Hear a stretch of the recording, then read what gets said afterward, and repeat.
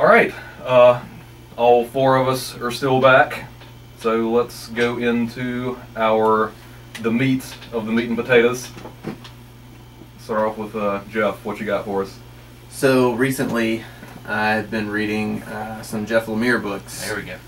And the most recent one I read was Underwater Wielder.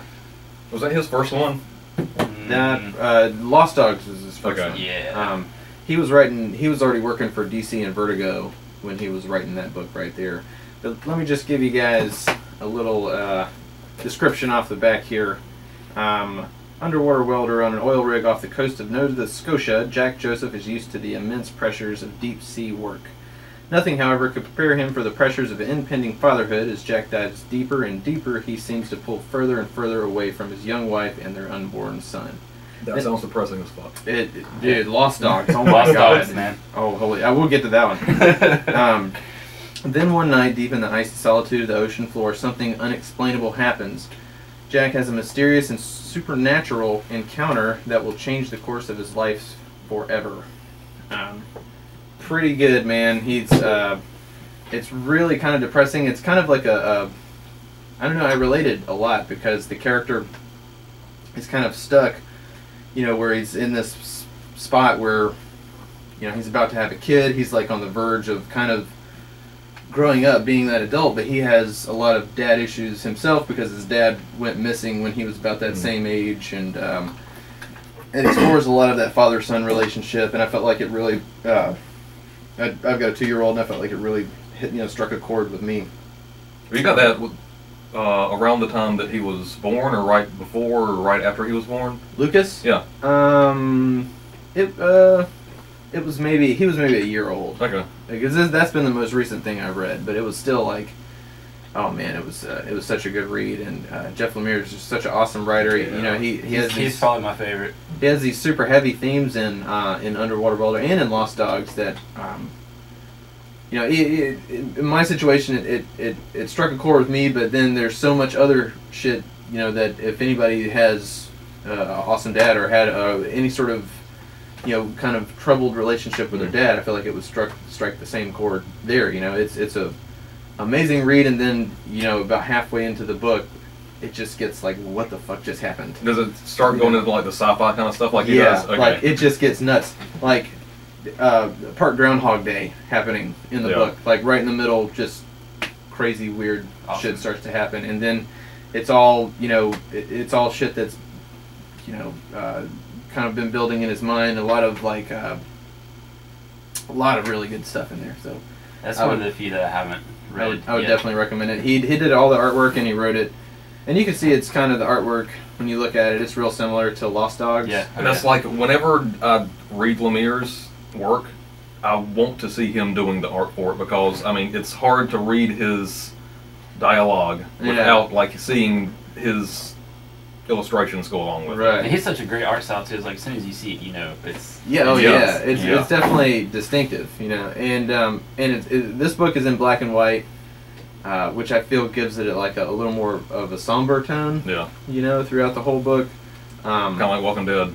Yeah. Except Walking Dead doesn't scare the shit out of you on the next page, or just like crazy shit, like Walking Dead is. But it's all this like almost really sort of painted art, and it looks like a lot of watercolor in the back, it does look a lot like Lost Dogs.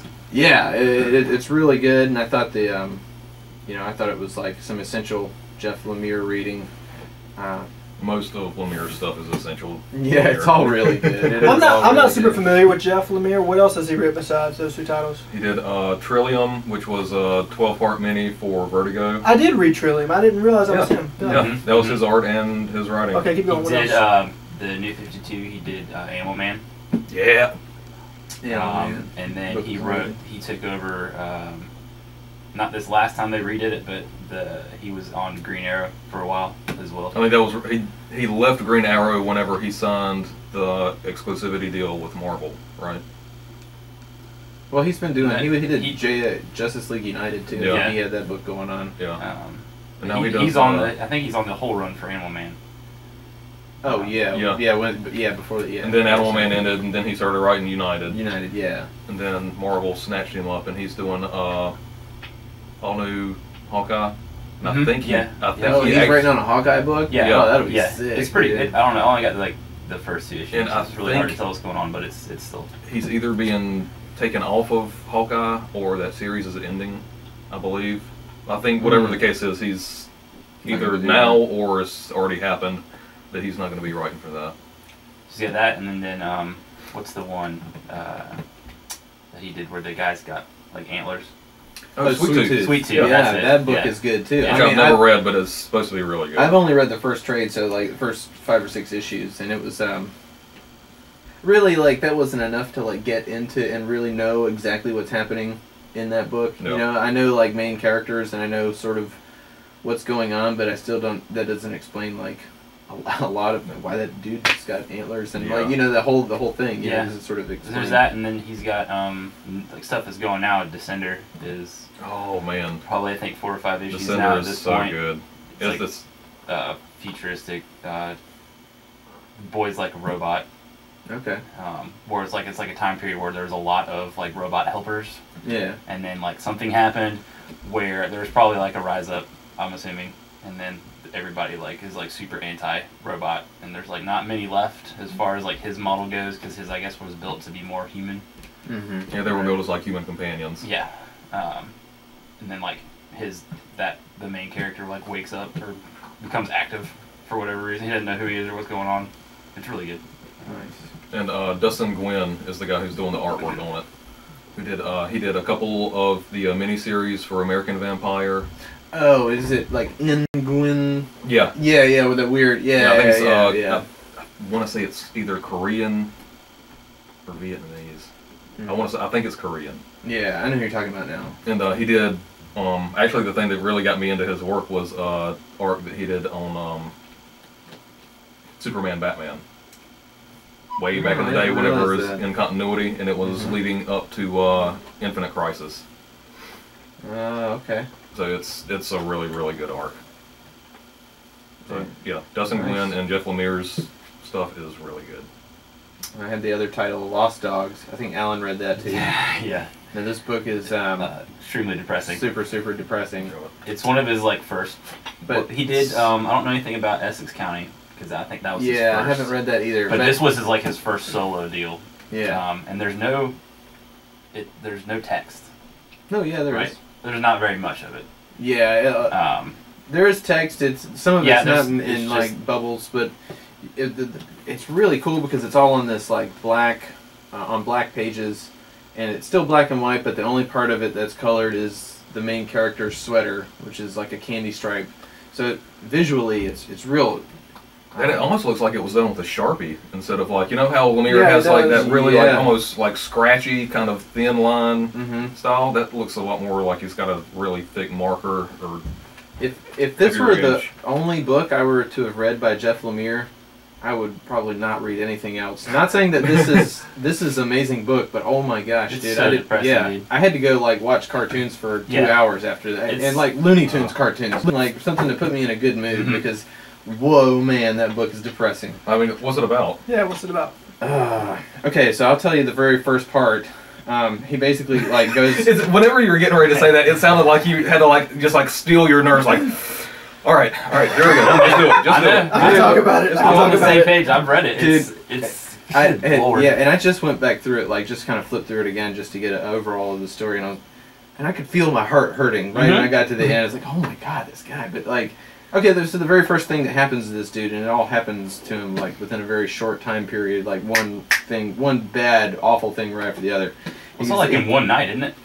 They go. It might be, yeah. like I know him, it. he's got a wife and And a, a son, and a little girl. and they go to like it's like the town like festival that small towns have like every year, where it's like a big get together and stuff. They go off and go on a walk, and basically, The shit hits the fan. Yeah, Everything goes to crap. yeah, they get mugged. Basically, the whole Bruce Wayne scenario, except He doesn't turn into Batman. no, he basically gets beat up. Watches his child get murdered and his wife get taken under a bridge and raped. That gosh. sounds very depressing. And then Why would he's- anybody and- read and that? He's left for dead. He's left for dead. They basically just throw him in the ocean, and then a fisherman just happens to like scoop him up, after that, I think they scoop him up, but they don't release him. They like put him in like a fighting tournament or the guy that finds him like sees how big this dude is because the main character is huge. He's like we're all normal size. He's like Hulk size. He's so big that people when they walk by are like, oh my god, look at this guy. But the thing is, you look at him and you think that, but the dude is like the exact opposite. He's like a super teddy bear. Yeah. He's super like a nice guy, pure. which makes all this bad stuff happening to him is worse. It makes it worse because he's just a pure nice person that just wants to provide for his family. And I mean, he gets in these shitty situations and shitty things happen to him. You keep reading the book thinking, okay, there's this going to be ray of hope somewhere. Nah, dude. Nah. Remind me to never read that. Exactly. But you kind of need to. Yeah, I mean, it's At the same still an time, amazing you kinda read. need to. You know, Yeah. and it's still an amazing read. You don't have that typical happy ending. You know, it's just like one of those movies that just leaves you like. I don't like watching those kind of movies. Yeah, I'm with Bert. I don't really. Well, it's a cool like counterstone for his career. Like this is the first time that he gets to fly solo.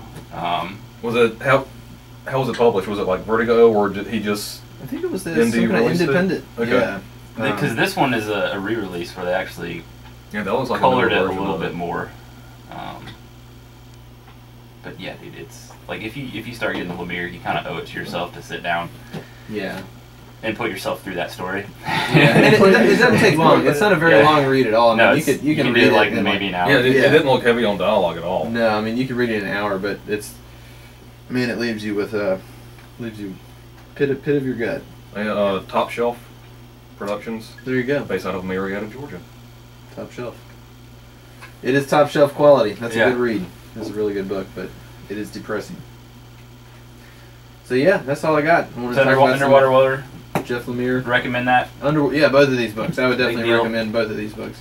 Underwater Welder seems like a lot to take in, but the frames are super huge, and you could read it in an afternoon. It really seems like Jeff Lemire has kind of a running theme of like family and like father-child It really does. Yeah. themes going. Because I mean, Animal Man. Animal Man Yeah. has That was brutal. Animal Man and his kids and that whole fallout. Mm-hmm. Some of that stuff's really depressing too.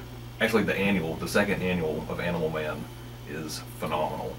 And normally, like now, annuals tend to kind of be the throwaway issues. Mhm. That one was really good. Was it Descender? Mm-hmm.